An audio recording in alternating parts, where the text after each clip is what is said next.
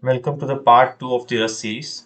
Today I'll be doing a tutorial on input and output in Rust programming language, along with how to form a input list. Take the list in the take the input and convert into a list which could contain a list of strings, which could contain a list of integers, characters, anything. So for today's tutorial, if you want to get the source code, you can just visit my page here. It's called the Rustaceans Republic at the Instagram. Here you can see the code. Here it is. This is the code for converting the the input into a vector. It will contain the list of strings or list of integers. Here in this version, in this code I've used i64. It means it is a list of integers of size 64. For this tutorial, let's start by the input. In the last tutorial, I had used VS Code. You can see it right here. This is the VS Code. This tutorial, I'll be using CLine. This is free for 30-day trial, but if you're a student, you can get it for free via the GitHub student pack. So I have the pro version of CLine. It doesn't have a free version, a community version. So let's start. In the last tutorial, I've shown you how to write a what's the use of a function, main function. So first, let's define the main function, fn main. I've told in the last tutorial that whatever runs within the Rust programming language happens within the main function. This is where the function, the program starts. Everything begins from within the main. Whatever is defined within the main, the functions have to be called from within the main if they have to start outside, if they're defined outside. So let's first write a mutable, mutatable string. Let's define mutable string. Mute. This is how you define it. Mute s string is equal to string new. Okay, so here you have defined a string. Actually, don't get confused between this and let mute s str is equal to, let me write here, this is a sample string. Okay, you can see actually these both are very different from each other. I would recommend you to use the string new because it has many methods, many methods and many features which are related to the string. But on the other hand, str doesn't have any of those.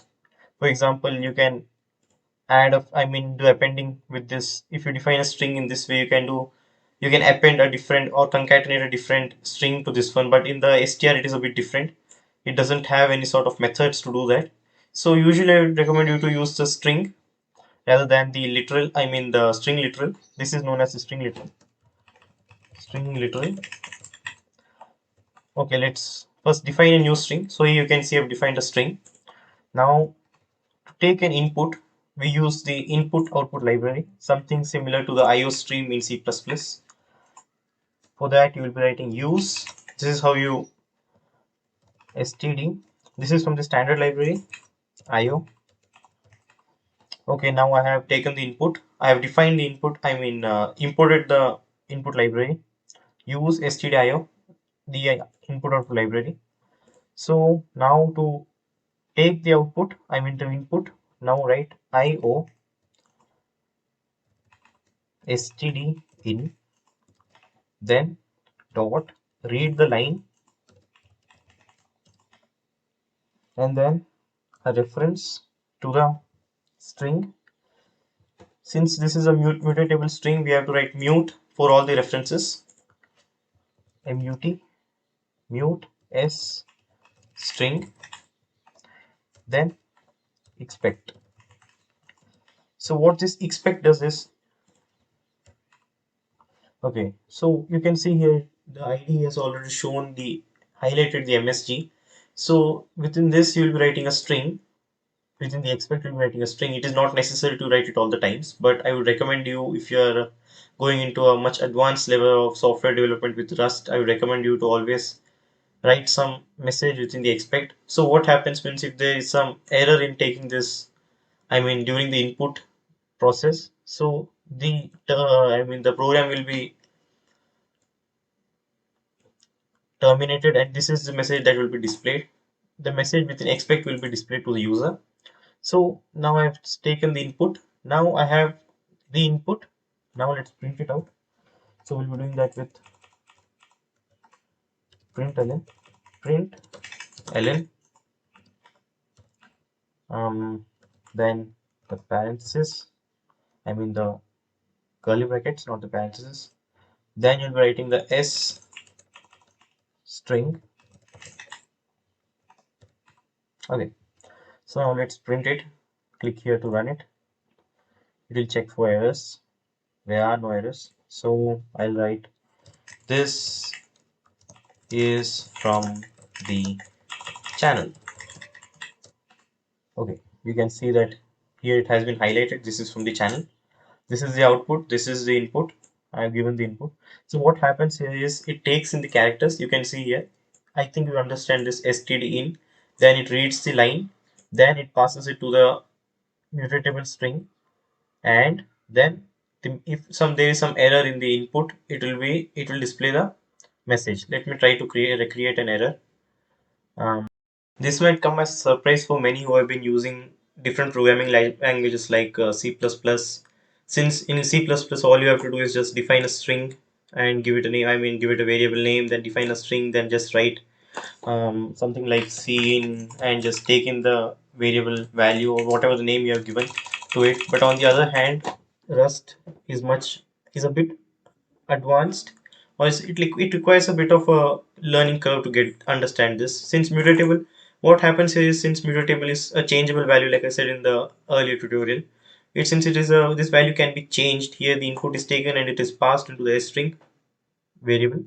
Now since this value is a string, now let's take a group of, now let me show you how to convert this into an integer rather than a string itself. Now to do that, let me remove this.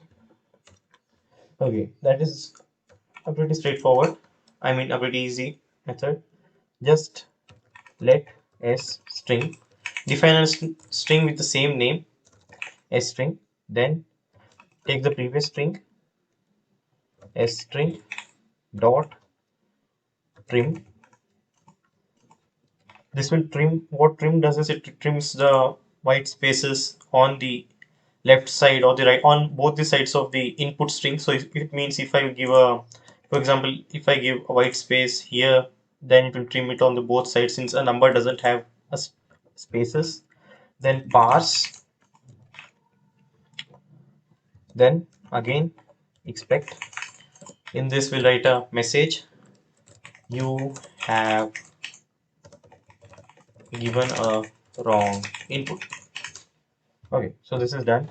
Now what parse does is it converts the given string to the value which you define here. I have not defined any value. I'll define it now. Let me show you. Now beside string, a colon, and write I32. Okay. Now you can see, and a semicolon here. Okay. So what happens now is we have read this string here. So for example, if I write 1, the value will be taken in, it will be read, it will be passed into it will be passed in as a string.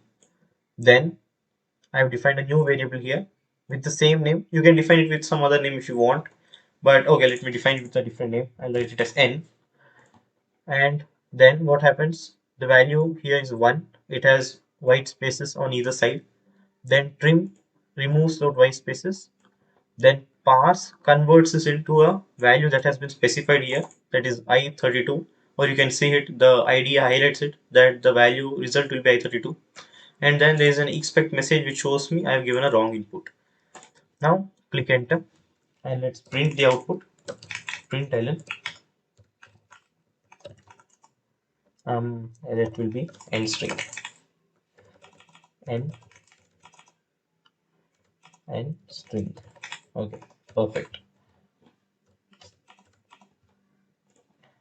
Okay, perfect. Now let's run this. There is no error. Now it expects us to give a value 2 3 4. Now again let me run this. 1 2 3, but if I give it a space here and give another output, I'll get an error because this is not a number. What the program does is it takes in as a single string. Here the value currently is 123 space 123 with white space on either sides, I mean on both the ends. Then it converts this string, it trims, first it trims both the sides, and then when it tries to parse it, you can see this is not a number. Clearly 123 space 123 is not a number. So at that time this error will be played out. You have given a wrong input. It will be somewhere here. Um, okay, it has not been highlighted here for some reason, otherwise it should have been here. Okay, anyway, so here's an error. You can see that it has given an error in the conversion type. Since I 123 is not a number, so it will give you an error. Now the other part is I would like to show you is how to give in a list of values and store them in a vector. That is, if you want to see the code that I'll be using for this session, is that to display, I mean to get taken a value, a list of array, then input them into a string. Then you can just visit my page here and you can see here I've written the code. Now I'll be executing this code within my program here, IDE. First define the main function, fn main as usual. Then within that, let's define a mutatable string. Here to every value that you give in Rust will be taken in as either in form of string. Then you have to do the type conversion. That is how you do it into a string, you do it into a list of arrays. There is no way to directly convert it, I mean directly take in the input as a list of arrays. You have to do the type conversion. First, I'll write a string here, define a string that is n, let's list string, let's name it list vector, let's string. Again, this will be defined as a string, a new string. Then we'll be taking in the input as a string, std in, then read line, then reference and mutatable list string. Then oh, okay, here you can see it's red because I have not imported the library. I'm using the std io and then here enter. Then to catch the error error messages, wrong input, then the red will disappear. Now the next one would be to convert it. Now you can see here that the values, if I currently convert the input into vectors, it will be in form of strings. Since I want to take in an array of numbers, so first I'll do the type conversion. I have to do the first, before inputting it into a vector, I will have to do the type conversion into a string. For that, let's first define, let me show you how to do that. Let vector, let's give it a name. I'll give it list vector. No, it will be list a vector. Let's give it a name, a vector.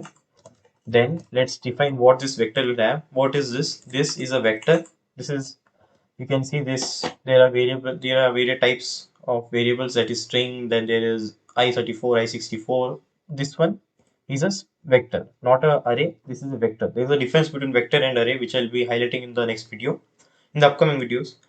And this vector will have i32 or i64 integers. For this one, I'll be using i32 integers.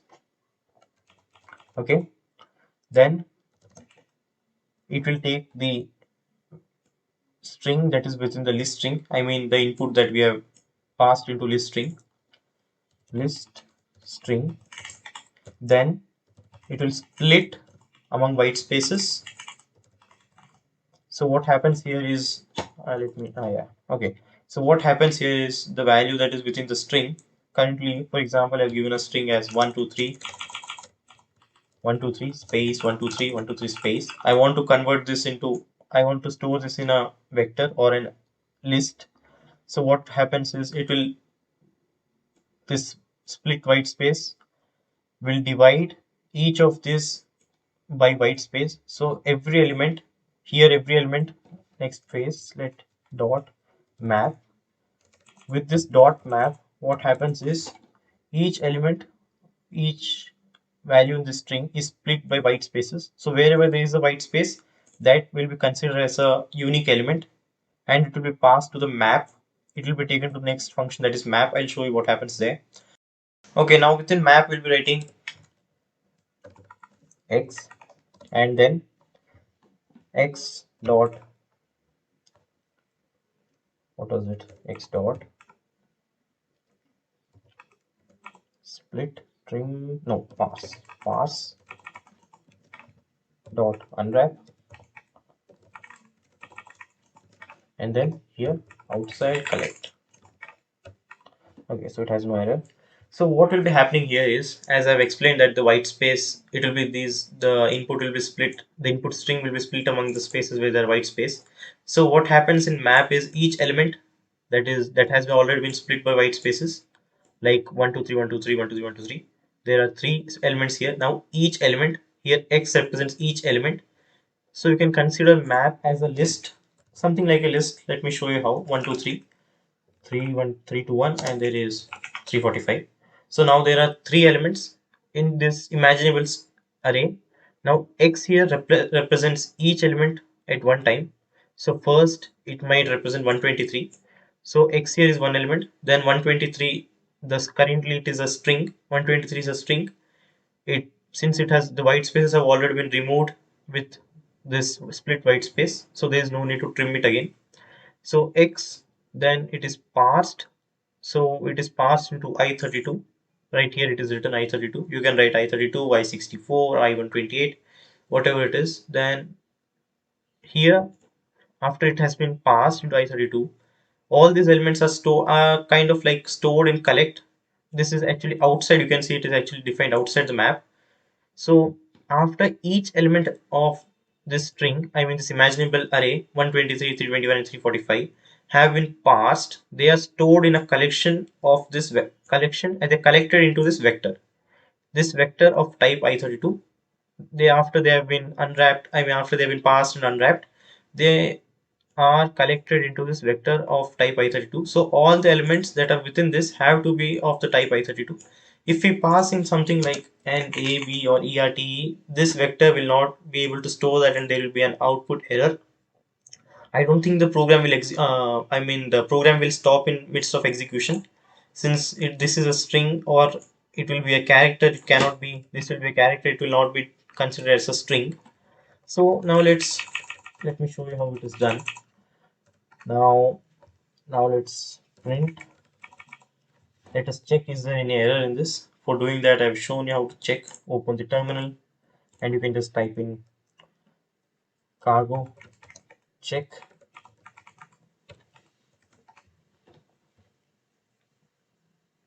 You can see there are no errors, there are only warnings. The warnings are simple ones, like if we don't utilize a variable, it will be marked in yellow or orange color. You can see it is in yellow color. It means this is a warning, not an error. And there is only one, since we have only defined it and we have not used it. Now let me show you how we can actually print the array or the vector that we are taking in as an input. For doing that, we'll be using the for loop. If you're already familiar with, I mean the Rust, I mean C++ or other programming languages, they all use for loops. In Rust, it is something similar to what is the for loops in Python.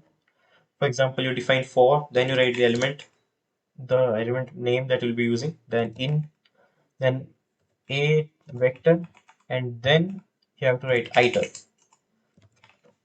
If you don't pass in iter, it will not be able to iterate through this. We have to tell it that this is an iterable, because if it is a collection of numbers, you can just write iter. If it's a collection of string, you have to write it as characters. So it is different for each data type that we use. For i32, i60, I mean the integers, just use iter. Then to print it, print ln,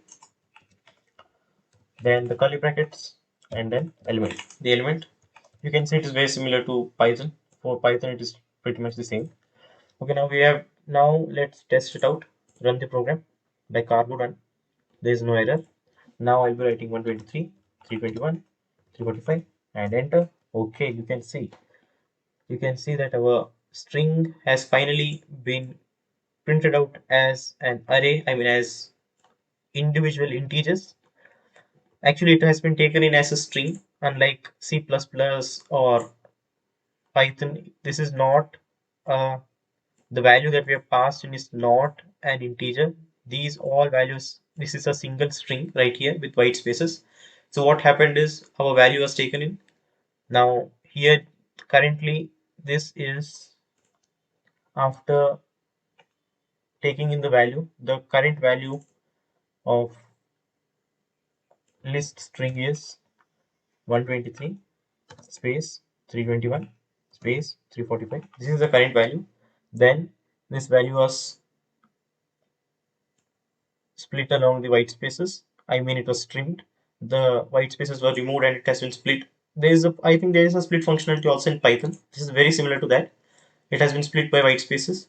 Then it has been mapped. Each individual integer has been passed and unwrapped. Then all this passed, I mean, these three elements which have been mapped, and each individual element that has been passed to i32 values have been passed into a collection of vectors.